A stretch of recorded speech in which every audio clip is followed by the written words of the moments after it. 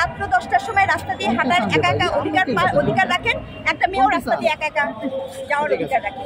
আপনিও কিন্তু রাস্তা দিয়ে যখন যান আপনাকে ছিনতাইকারী ধরে, আপনি কিন্তু নিরাপদ না, আপনি নিরাপত্তাহীনতায় ভুগেন। আমি নারীকে ধরলেও কিন্তু সে নিরাপত্তাহীনতায় ভুগে। নারীকে আলাদা বর্গ করে দেখার কিছু নাই, নারীকে মানুষ হিসেবে দেখতে শিখি। মানুষ হিসেবে এই রাষ্ট্রের সকলের অধিকার সমান, লিঙ্গ নিরপেক্ষ রাষ্ট্র চাই। সেক্ষেত্রে নারী বা পুরুষের পৃথক পৃথক অধিকার এই ধারণাই মানে সমস্যাজনক। নারী বা পুরুষের পৃথক পৃথক অধিকার হওয়ার কোনো কারণ নেই। আপনাকে একটা প্রশ্ন করি, 21 বছরের ছেলে বিয়ে করে আর 18 বছরের মেয়ে বিয়ে করে, কেন? কেন? আপনার তো পুরুষের সাথে বৈষম্য হচ্ছে। 18 বছর আপনি ভোট দিতে পারেন আর বিয়ে করতে পারেন না। বৈষম্যের কত রূপ আছে, একটু ঠান্ডা মাথায় চিন্তা করবেন। 18 বছরে ভোট দিতে পারেন অথচ 18 বছর বিয়ে করতে পারবেন না। কেন করেছে জানেন? কারণ নারীকে পুরুষকে গার্ডিয়ান বানিয়েছে। ওই যে আপনার বাংলাদেশি চেতনা যে পুরুষকে বড় হইতে হবে, বয়সে পুরুষকে গার্ডিয়ান হইতে হবে, এই জন্য আপনি কি করেছেন? 18 বছরের নারী আর 21 বছরের ছেলের বিয়ের অধিকার দিয়েছেন। এগুলো চেঞ্জ করা খুবই জরুরি, এগুলো সকলের সমান হওয়া খুবই জরুরি। আলাদা করে দেখার কিছু নাই, আপনি মানুষ হিসেবে দেখেন, দ্যাটস এনাফ। একটা প্রশ্ন আছে, সেটা হচ্ছে অন্তর্বর্তীকালীন সরকার বিভিন্ন সরকারের ক্ষেত্রে সবচেয়ে বড় ব্যাপার হচ্ছে যেটি আমার কাছে মনে হয়, আপনি জানেন যে সংবিধান নিয়ে আমাদের একটা জটিলতা আছে। কারণ আপনি যদি বিদ্যমান যে সংবিধান আছে সেই সংবিধানের দিকে তাকান, তাহলে এই সরকারের কিন্তু কোনো স্ট্যান্ডই নাই, সে কিন্তু দাঁড়াতে পারে না। সংবিধান পরিবর্তন করা খুবই আবশ্যক, সংবিধানের সংস্কার করা খুবই আবশ্যক। আমি মনে করি না পুরো সংবিধান নতুন করে লেখার প্রয়োজন আছে। আমি মনে করি যেখানে যেখানে সংশোধন প্রয়োজন দরকার সেটা আমাদের অতি দ্রুততার সাথে করা উচিত। শিক্ষা নিয়ে আমাদের কমিশন গঠন করা উচিত, সেখানে সংস্কার করা ভীষণ জরুরি। কারণ শিক্ষা আমাদের মনস্তত্ত্ব তৈরি করে, আমাদের চিন্তা তৈরি করে, সেটা নিয়ে আমরা আলাপ করতে পারি, যদি সময় থাকে সেটা করা উচিত।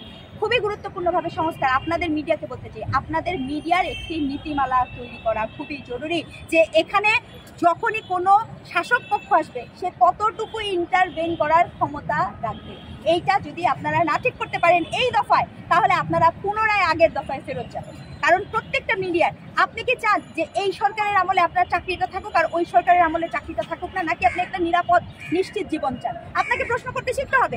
যদি আপনি নিরাপদ নিশ্চিত জীবন চান, তাহলে আপনাকে ওই জায়গায় আসতে হবে যে আপনি সরকারি ইন্টারভেনশন কতটুকু হবে মিডিয়ার ক্ষেত্রে, খবর প্রচারের ক্ষেত্রে তার ইন্টারভেনশন কতটুকু হবে, সেই বিষয়ক একটা সংস্কার, একটা নীতিমালা তাদের জন্য করাটা খুবই জরুরি। ম্যাম, সর্বশেষ একটা প্রশ্ন, আমরা দেখি প্রতিবার ধর্ষকের ক্ষেত্রে দেখেন, আমি এই ক্ষেত্রে খুব এমন একটা অজনপ্রিয় কথা বলবো আপনাদেরকে, আপনাদের ভালো লাগবে না। আমি কিন্তু ধর্ষকের মৃত্যুদণ্ড চাই না। এটা আমি শুধু না, যখন ব্রিটিশ ল হয়েছিল তখন কিন্তু ধর্ষকের মৃত্যুদণ্ড চাওয়া হয়নি। কেন চাওয়া হয়নি জানেন? কারণ ধর্ষকের যদি আপনি মৃত্যুদণ্ড চান, তাহলে তখন যে ভিকটিম থাকে, তখন সে ভিকটিমকে মেরে ফেলবে, তাকে বাঁচতে দিবে না। কারণ সে যদি বেঁচে থাকে তাহলে কিন্তু তার শাস্তি হবে না। তাহলে কি করতে হবে? আপনাকে ধর্ষকের শাস্তির প্রক্রিয়াটাকে সংশোধন করতে হবে। আপনি ধর্ষকের যাবজ্জীবন কারাদণ্ড দেন, তার যাবজ্জীবন, কারণ তার কোনো এখতিয়ার নাই। আপনার সন্তান, আমার সন্তান, কেউ নিরাপদ না একজন ধর্ষক যখন বাইরে থাকে, তাই তো?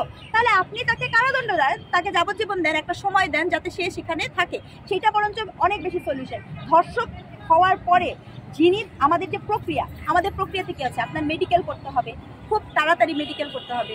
আমাদের প্রক্রিয়ার মধ্যে কী আছে? আমাদের প্রক্রিয়ার মধ্যে আছে আপনার ওই মুহূর্তে থানায় মামলাটা নিতে হবে, যে ইমিডিয়েটলি থানায় মামলা। কিন্তু আপনি যদি থানায় মামলা নিতেই গড়িমসি করেন, 3 দিনের মেডিকেলের জায়গায় 7 দিন পরে মেডিকেল করেন, তখন কি হয়? তখন তার কোনো এভিডেন্স পাওয়া যায় না, আলটিমেটলি সেই ধর্ষকের কোনো বিচার হয় না।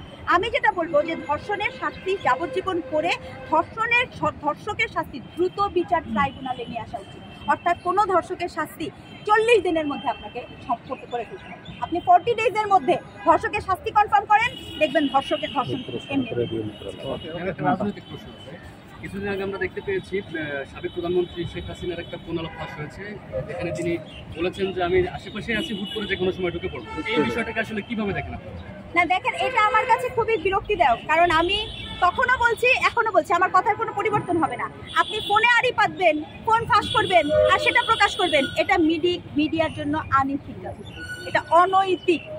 আমি ফোনে কার সাথে কথা বলছি সেইটা যদি আড়ি পেতে আপনি কি করতে পারেন? আপনি কিন্তু বিচার ব্যবস্থা কনফার্ম করার জন্য আমার যে সিআইডি আছে তারা করতে পারে, আমার যে সিভিল মানে ডিজেফআই আছে তারা করতে পারে, সে শুনতে পারে নিরাপত্তার সাথে। কিন্তু সেটা সাধারণ নাগরিকের জন্য আপনার কেন এটা আমার জন্য জানা খুব জরুরি হবে? এটা তো একটা থ্রেট, এটা তো একটা ষড়যন্ত্র।